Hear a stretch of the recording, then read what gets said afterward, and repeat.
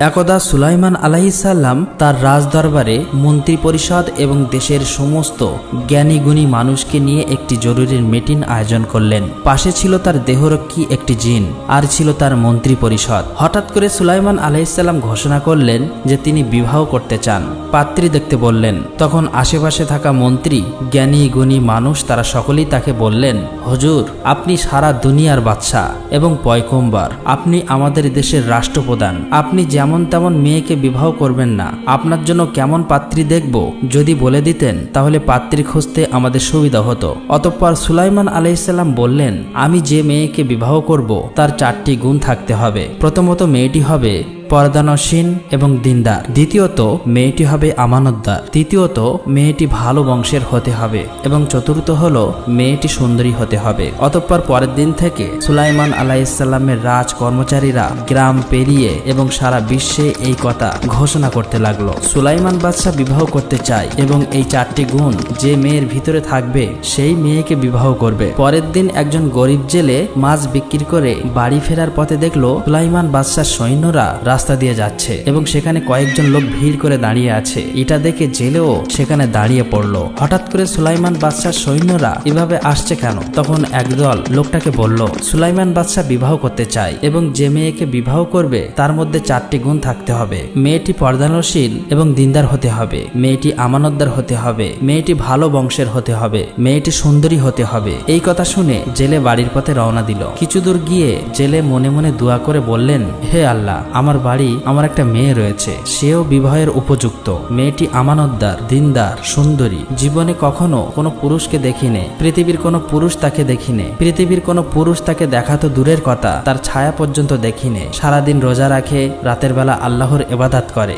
আমি যদি মেয়েকে সুলাইমান বাদশার সাথে বিবাহ দিতে পারতাম তাহলে জীবন ধন্য হয়ে যেত। আমি হতাম সুলাইমান বাদশার শ্বশুর এবং সুলাইমান বাদশাহ হতো আমার জামাই। কাল কিয়ামতের দিনে সুলাইমান আলাইহিসসালামের হাত ধরে জান্নাতে যেতে পারতাম। হে আল্লাহ, তুমি দয়ার সাগর, তুমি রহমানের রহিম, এই দোয়া তুমি কবুল করে নিও। এই দোয়া করার পর অশ্রু ভরা চোখ নিয়ে বাড়িতে গিয়ে তার স্ত্রীকে ডেকে বলল, স্ত্রী, তুমি কি কোনো কথা শুনেছো? তখন স্ত্রী বলল, কি এমন কথা? আমি তো কিছুই শুনিনি। আর আপনার চোখে এমন জল কেন? আপনার কি হয়েছে? তখন জেলে বলল, আমাদের দেশের বাদশাহ, রাষ্ট্রপ্রধান পয়গম্বর সুলাইমান আলাইহিসসালাম বিবাহ করতে চাই। তিনি যে মেয়েকে বিবাহ করবে তার ভিতরে 4টি গুণ থাকতে হবে। যে 4টি গুণের কথা বলেছে তার মধ্যে আমার মেয়ের 3টি গুণ আছে। মেয়েটি হতে হবে পর্দানশীল, দিনদার, মেয়েটি হতে হবে আমানতদার, মেয়েটিকে সুন্দরী হতে হবে এবং ভালো বংশের হতে হবে। আমাদের মেয়েটিকে যদি পয়গম্বরের সাথে বিবাহ দিতে পারতাম তাহলে জীবন ধন্য হয়ে যেত। তখন স্ত্রী বলল, আপনি এসব কি বলতেছেন? এমন কথা আর বলবেন না।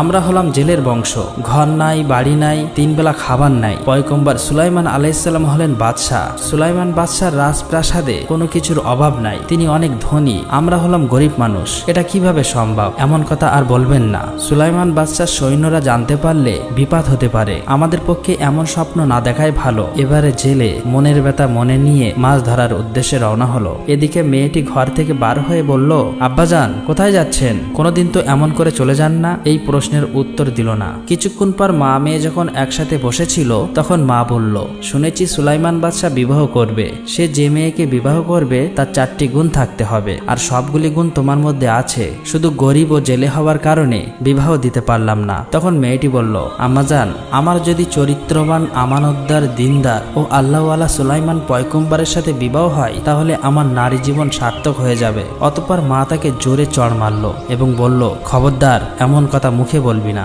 বাদশাহ সুলাইমান যদি জানতে পারে তাহলে আর আস্ত রাখবে না। এমন স্বপ্ন আমাদের পক্ষে কখনোই দেখা সম্ভব নয়। তিনি কোথায় আর আমরা কোথায়? তিনি হলেন বাদশাহ আর আমরা হলাম জেলে। মেয়ে তখন কাঁদতে কাঁদতে ঘরের ভিতরে নামাজে বসে দোয়া করতে লাগলো, হে আল্লাহ, তুমি দয়াবান।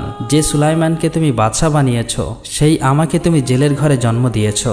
যে সুলাইমান বাদশাকে তুমি ধনী বানিয়েছো সেই আমাকে তুমি গরিব বানিয়েছো। আল্লাহ, তুমি সবই পারো। হে আল্লাহ, সুলাইমান পয়গম্বরের স্ত্রী হিসাবে আমাকে কবুল করে নিও। ওগো আল্লাহ, সুলাইমান পয়গম্বরের সাথে আমার বিবাহ না হওয়া পর্যন্ত মৃত্যু দিও না। ওগো আল্লাহ, আমি ছোট থেকে এই পর্যন্ত শুধু তোমার ইবাদত করেছি, তোমার কাছেই চেয়েছি। সুলাইমান বাদশার সাথে আমার বিবাহ হলে নারী জীবন সার্থক হয়ে যাবে। কাল কিয়ামতের দিনে সুলাইমান নবীর স্ত্রী হিসেবে পরিচয় পাবো। আমার এই দোয়াকে তুমি ফিরিয়ে দিও না আল্লাহ। দোয়া করার পর চিঠি লিখে বিবাহর প্রস্তাব পাঠিয়ে দিল।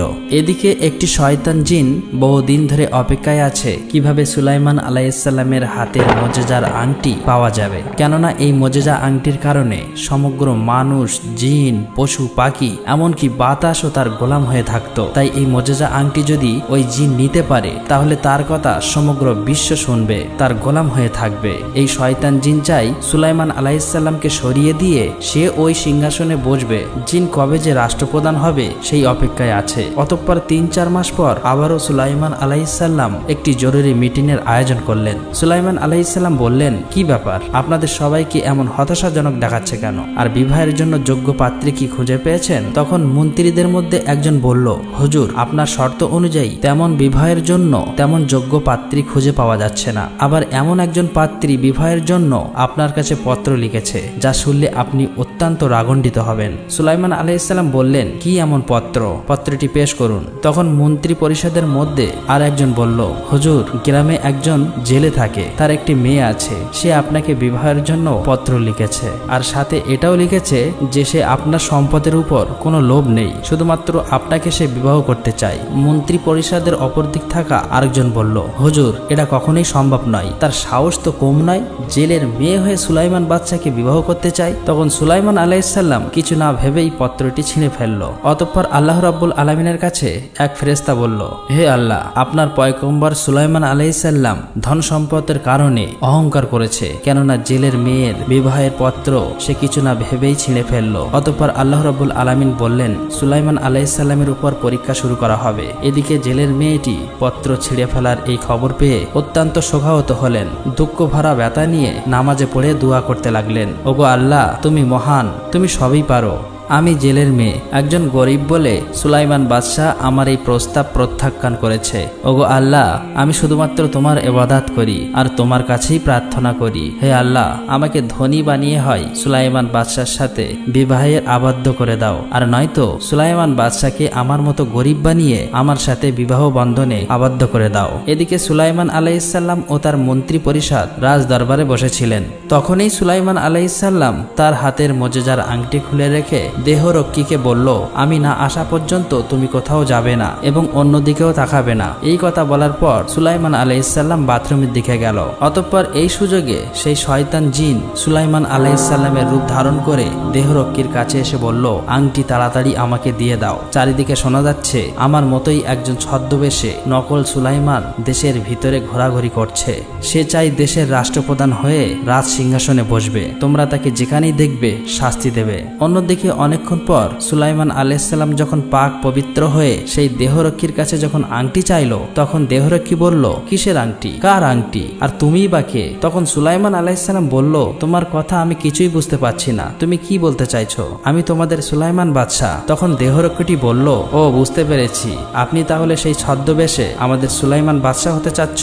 তখন সুলাইমান আলাইহিসসালাম বলল, কে ছদ্মবেশে সুলাইমান বাদশাহ হতে চাচ্ছে? দেহরক্ষীটি বলল, তুমি সামনে গিয়ে দেখো, রাজ দরবারের ভিতরে গেলেই দেখতে পাবে। তখন সুলাইমান আলাইহিসসালাম যখন রাজ দরবারের ভিতরে যাচ্ছে, ঠিক তখন শয়তান জিন এটা বুঝতে পেরে রাজ দরবারের সমস্ত কর্মচারীকে ডেকে বলল, তোমরা শোনো, আমি শুনেছি আমাদের দেশে ছদ্মবেশে একজন সুলাইমান বাদশাহ সেজে সিংহাসনে বসতে চাইছে, তাই তোমরা তাকে যেখানেই দেখবে উপযুক্ত শাস্তি দেবে এবং দেশ থেকে বিতাড়িত করবে। এই বক্তব্য শেষ হতে না হতেই আসল সুলাইমান আলাইহিসসালাম যেমনি রাজ দরবারের ভিতরে ঢুকলো, তখনই রাজ দরবারের সমস্ত কর্মচারী তাকে উপযুক্ত শাস্তি দিল এবং মেরে রক্তাক্ত করে নদীর কিনারায় ফেলে আসলো। আসলে তারা জানতো না যে সিংহাসনে বসেছিল শয়তান জিন, আর ইনিই ছিল আসল সুলাইমান আলাইহিসসালাম। এই জন্যই তারা এই বিষয়টি আর বুঝতে চাইল না। অতঃপর সন্ধ্যার প্রায় কাছাকাছি সময় জেলে মাছ ধরে বাড়ি ফেরার পথে দেখলো কি যেন নদীর কিনারায় পড়ে আছে। এটা দেখতে পেয়ে তার কাছে গিয়ে দেখলো একটা সুন্দর চেহারার মানুষ, যেন তার ললাট থেকে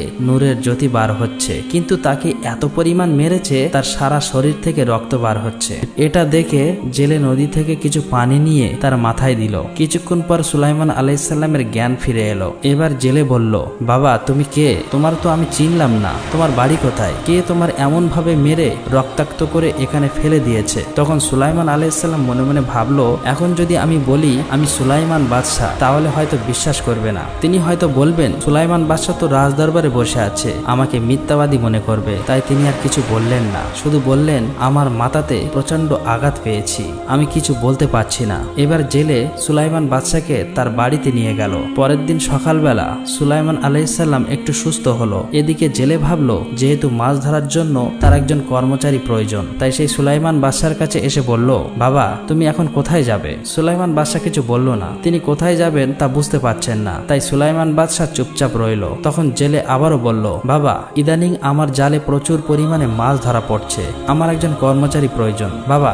যদি তোমার কোনো সমস্যা না থাকে তাহলে আমার সাথে মাছ ধরার কাজে আমাকে সাহায্য করতে পারো, আমি তোমার বেতন দিয়ে দেব, প্রতি মাসে 200 দিরহাম পাবে। এই বলে জেলে চলে গেল। এবার সুলাইমান আলাইহিসসালাম আল্লাহর কাছে দোয়া করে বলল, হে আল্লাহ, আমি জানি না কি পাপ করেছি, ছিলাম বাদশাহ আর এখন আমি কি অবস্থায় আছি। আমি যদি কোনো পাপ করে থাকি তাহলে দুনিয়াতেই ক্ষমা করে দিও, কাল কিয়ামতের দিনে আমাকে পাপী বানিও না।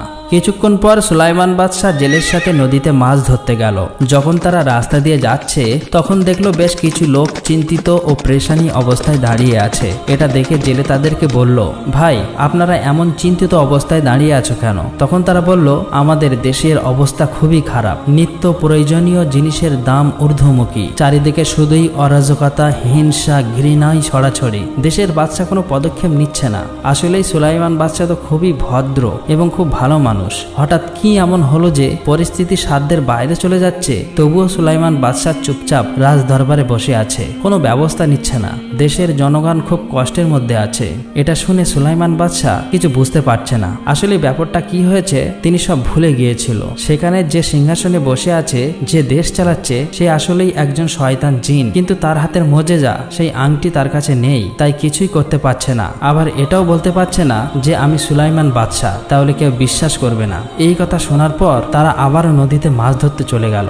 জেলে যখন নদীতে মাছ ধরছে তখন দেখলো এই প্রথম প্রচুর পরিমাণে মাছ ধরা পড়েছে। জেলে মনে মনে বলল, হে আল্লাহ, যেদিন থেকে এই যুবক আমার ঘরে এসেছে সেদিন থেকে আমার ঘর রহমতে ভরে গিয়েছে। আমি জানি না কে এই যুবক, তবুও তার ওসিলাই তুমি আমার রহমত দান করেছো, সমস্ত প্রশংসা তোমারই। মাছ ধরা শেষ করে জেলে ও সুলাইমান বাদশাহ আবার বাড়িতে ফিরে এলেন। সেদিন রাত্রে জেলের মেয়েটি নামাজ পড়ে আবারও কান্না ভরা কণ্ঠ নিয়ে অশ্রু ছেড়ে দিয়ে আল্লাহর কাছে দোয়া করতে লাগলো, ওগো আল্লাহ, তুমি বিশ্ব জগতের প্রতিপালক, তুমি সবই জানো। আমার এই নারী জীবনে আমি কখনো কোনো পুরুষকে দেখিনি, কেউ আমাকে দেখিনি, আমি শুধুমাত্র সুলাইমান বাদশাকে ভালোবেসে ফেলেছি। তাই সুলাইমান বাদশাকে স্বামী হিসেবে না পাওয়া পর্যন্ত আমাকে তুমি মৃত্যু দিও না। সুলাইমান বাদশাকে স্বামী হিসেবে পেলে আমার নারী জীবন সার্থক হয়ে যাবে। কাল কিয়ামতের দিনে সুলাইমান পয়গম্বরের হাত ধরে আমি জান্নাতে যেতে পারবো। ওগো আল্লাহ, আমার এই দোয়া তুমি কবুল করে নিও। পরের দিন জেলে ও সুলাইমান আলাইহিসসালাম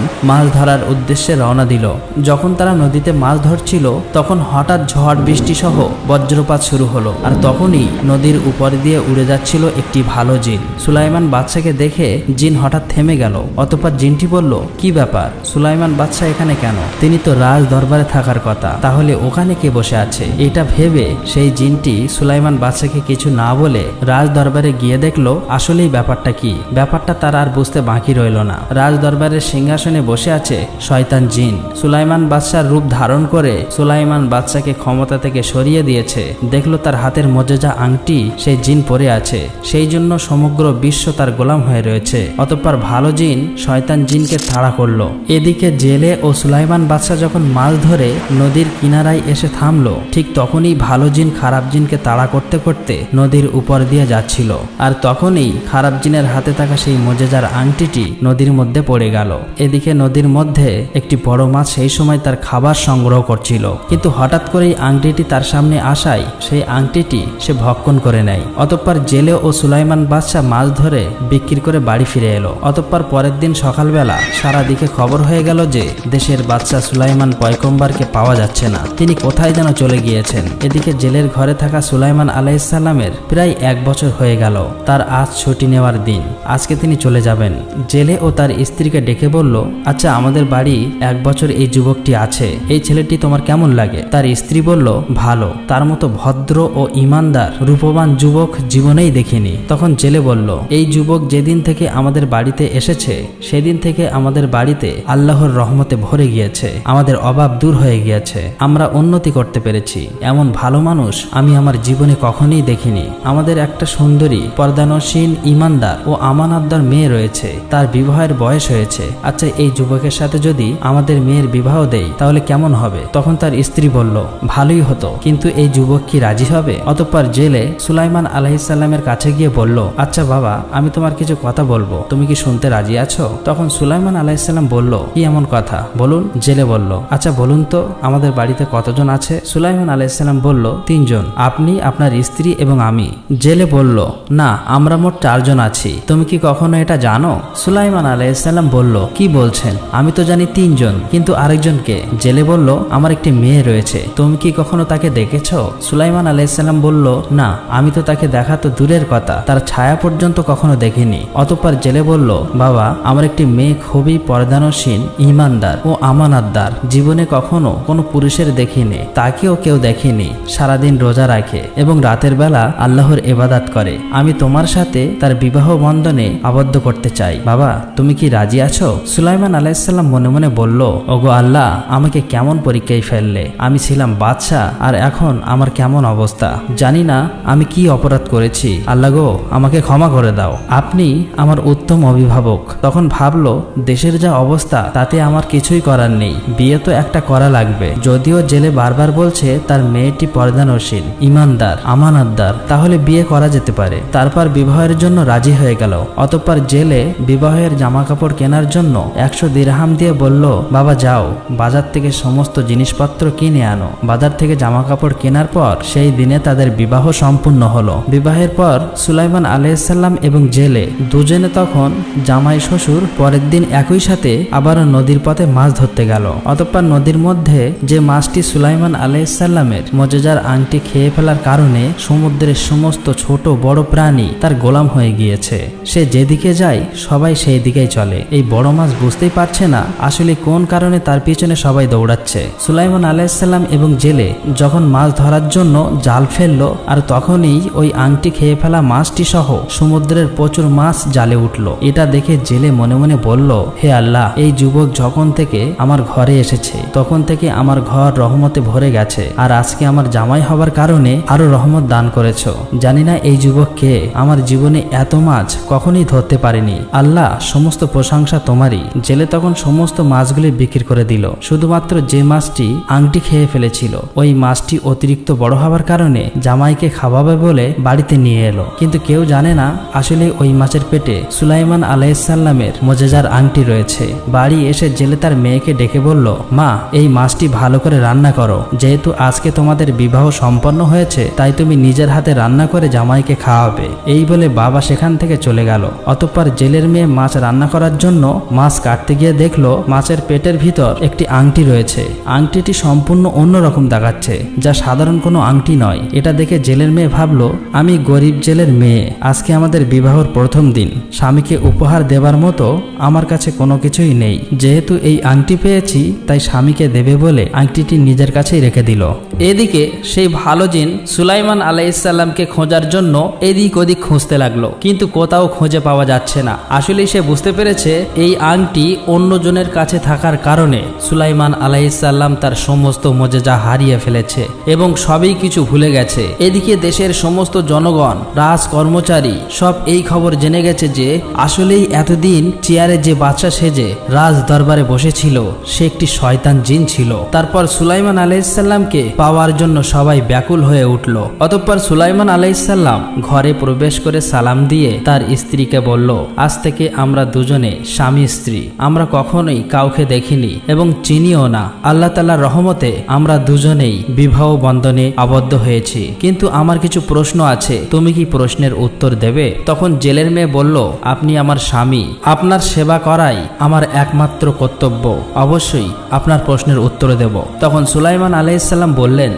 আচ্ছা বলো তো, তুমি কি কখনো কারো সাথে প্রেম করেছো? সে বলল, না, আমি কখনো কারো সাথে প্রেম করিনি, তবে আমার একটা পুরাতন স্মৃতি আছে যেটা বলে আমি আর দুঃখ পেতে চাই না। তখন সুলাইমান আলাইহিসসালাম বললেন, কি এমন স্মৃতি, আমার সাথে বলো, আমি শুনতে চাই। তখন সে বলল, না, সেই স্মৃতি মনে করে আমি আর দুঃখ পেতে চাই না। আমার বাবা মা আপনার সাথে বিবাহ দিয়েছে, তাই আপনি আমার স্বামী। তখন সুলাইমান আলাইহিসসালাম বলল, তুমি সেই স্মৃতির কথা বলো, আমি কথা দিচ্ছি আমি তোমার কথার মূল্য দেব, আমানতের খেয়ানত করব না। তখন জেলের মেয়ে বলল, তাহলে শোনো, আজ থেকে বহুদিন আগের কথা, আমি একজনকে না দেখে ভালোবেসে ফেলেছিলাম। তাকে কখনোই দেখিনি। সারাদিন রোজা রাখি আর রাতের বেলা আল্লাহর ইবাদত করি, নামাজ পড়ে আল্লাহর কাছে দোয়া করি, তাকে যেন আমি আমার স্বামী হিসেবে পাই। আল্লাহর কাছে দোয়া করেছিলাম, আল্লাহ গো, হয় আমাকে ধনী বানিয়ে তার সাথে আমাকে বিবাহ দাও, আর নয়তো তাকে গরিব বানিয়ে তাকে আমার কাছে এনে বিবাহ বন্ধনে আবদ্ধ করে দাও। অতঃপর সুলাইমান আলাইহিসসালাম বললেন, কে সেই যুবক?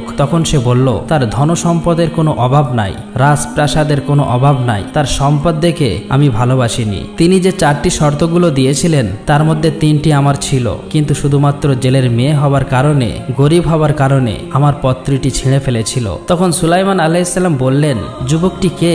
সে বলল, তিনি হলেন সমগ্র বিশ্বের বাদশাহ দাউদ পুত্র সুলাইমান আলাইহিসসালাম। তার কথা ভেবে পুরাতন স্মৃতি মনে করে আমি আর ব্যথা পেতে চাই না। আজ থেকে আপনি হলেন আমার সুলাইমান। এই কথা বলে সেই মোজেজার আংটি সুলাইমান আলাইহিসসালামের হাতে পরিয়ে দিল। অতঃপর সাথে সাথে সুলাইমান আলাইহিসসালামের আংটি হাতে পড়া মাত্রই তার সমস্ত মোজেজা ফিরে পেল। সাথে সাথেই তিনি সমস্ত ঘটনাগুলি চোখের সামনেই মনে পড়তে লাগলো। তিনি বুঝতে পেরেছিলেন বহুদিন আগে একটি জেলের মেয়ে তার কাছে বিবাহের জন্য পত্র লিখেছিল। আসলেই এই সেই মেয়ে। ভুলবশত তিনি সামান্য অহংকারের কারণে পত্রটি ছিঁড়ে ফেলেছিল। তিনি নিজের ভুল বুঝতে পেরেছে। এই ঘটনাটি বুঝতে পেরে সুলাইমান আলাইহিসসালাম নত হয়ে সিজদায় পড়ে আল্লাহর কাছে দোয়া করে বলল, ওগো আল্লাহ, তুমি আমার ক্ষমা করে দাও, আমি ভুল করে ফেলেছি। তুমি মহান, তুমি সবই পারো। তুমি এই মেয়েটির দোয়া কবুল করে নিয়েছো, আমাকে বাদশা থেকে ফকির বানিয়ে তার ঘরে এনে স্বামী হিসাবে কবুল করে নিয়েছো। ওগো আল্লাহ, আমি না জেনে ভুল করার কারণে আমার এই পরিস্থিতি হয়েছে। আল্লাহ গো, আমি আর কত ভুল করেছি জানি না, দয়া করে মেহেরবানি করে আমাকে ক্ষমা করে দাও। আমিন।